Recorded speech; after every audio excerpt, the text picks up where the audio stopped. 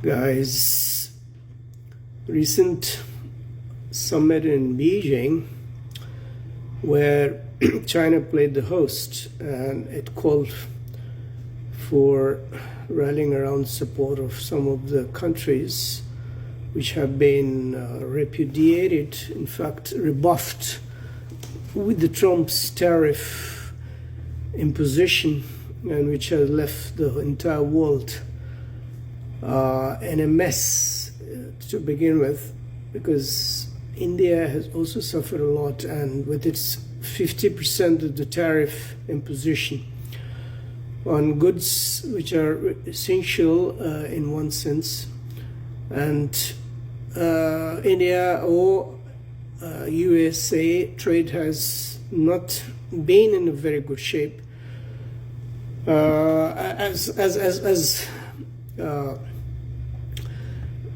Claimed by Trump that they have been losers in one-side business, and they would like to see to it that India pays for what it has been reaping, unilateral harvest, or making money out of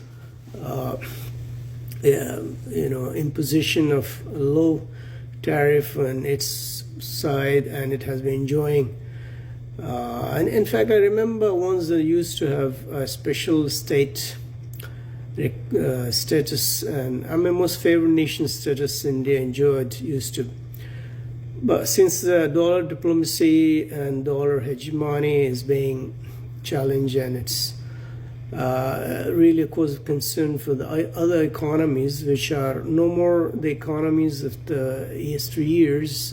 They have grown from leaps to bounds, and China is just next to the U.S. economy with its IT revolution, with its heavy investment in infrastructure, and which is offering financial support and restructuring of the economy of the rest of the world, and it's wooing the investors worldwide. So this was the China's stakes, and they have proven that the world also needs other countries, not just the USA.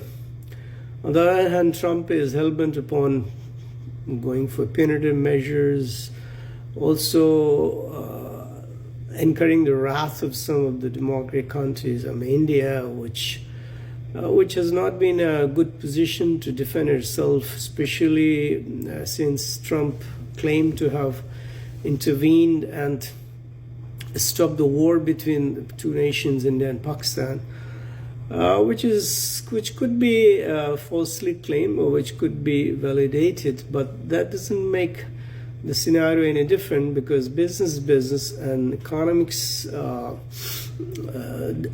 downturn no country can afford to. And since many of the retail businesses are in a lurch now at the airport, and shipping companies are in a loss, and Walmart and some of the big giant retailers, then in a deplorable state, because if 50% up to 100% or 25% tariff, that makes any commodity much more expensive than used to be, and commoners have to suffer. But the USA thinks that is going to add billions to its coffers, and its deteriorating economic status, and its America First, American supremacy is being challenged, and the dollar is to remain the only currency to do business. That's not going to stay much longer, because WTO, as free nations, and nations can choose the nations to trade with. So Putin was there, Modi, the Indian Prime Minister, was there, Iranian President was there, Korea, one of the other giant countries, North Korea was also there. They also met. So North Korean leader Kim is also an all-out support for Chinese business model, and China has got enough of the soft and hard power these days. It's a military giant, and its soft power is being peddled all toward the world. And China is, all-out embracement for all other countries which have been left at the beck and call, the mercy of the USA.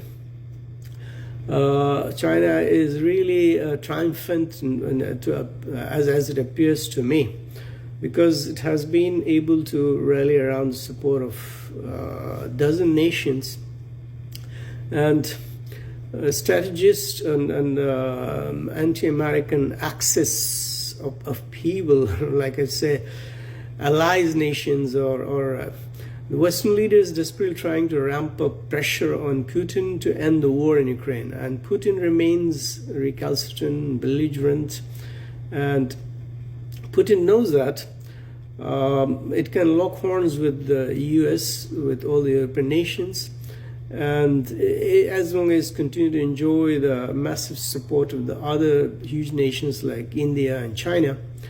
These are the global new heavyweights, and they have this real chance to bring Trump down to the knees, at least as far as business models are concerned. So the West no more pulls the string, and the Cold War era is over. Beijing, the China premier is right to say that. We cannot have the Cold War. We cannot have the indifferent attitude and business like discriminatory practices, also penalties, and also charging nations according to whims and fancies. I mean, Trump has gone awry. All its policies have gone awry in the sense that he has to backtrack his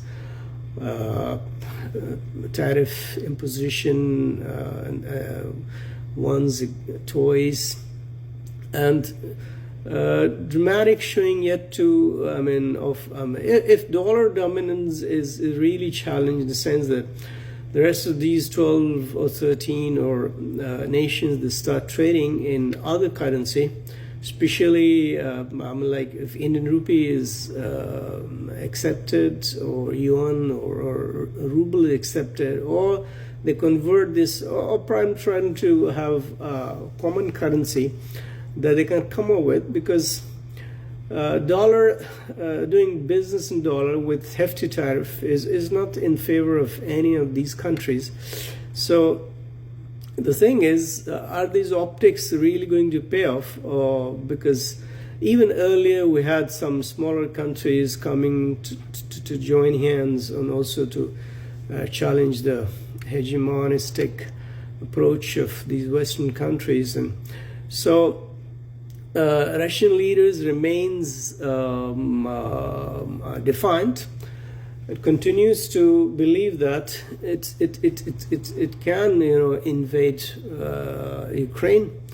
It can fight back the entire forces of NATO members. It can walk away with European nations' threats. And so moments have come when they are decisive. Especially Americans have sidelined India. And India has got no option but to shake hands with the neo-nations. Russia has always been an ally, and there's no harm in shaking hands in Russia and getting along well, because the energy security from Russia for India is really important. And just by USA withdrawing its tacit support, or India cannot remain in a onlooker, passive onlooker, and it has to do its business. And so India is self-sufficient, self-reliant, and it can cope with all these kind of threats and gimmicks that Trump administration is throwing. So now the thing is how to forge ahead with these newly forged bonds, and how to leverage these bonds for optimizing economic gains of all the nations involved, and how to safeguard the interests of all these nations. The time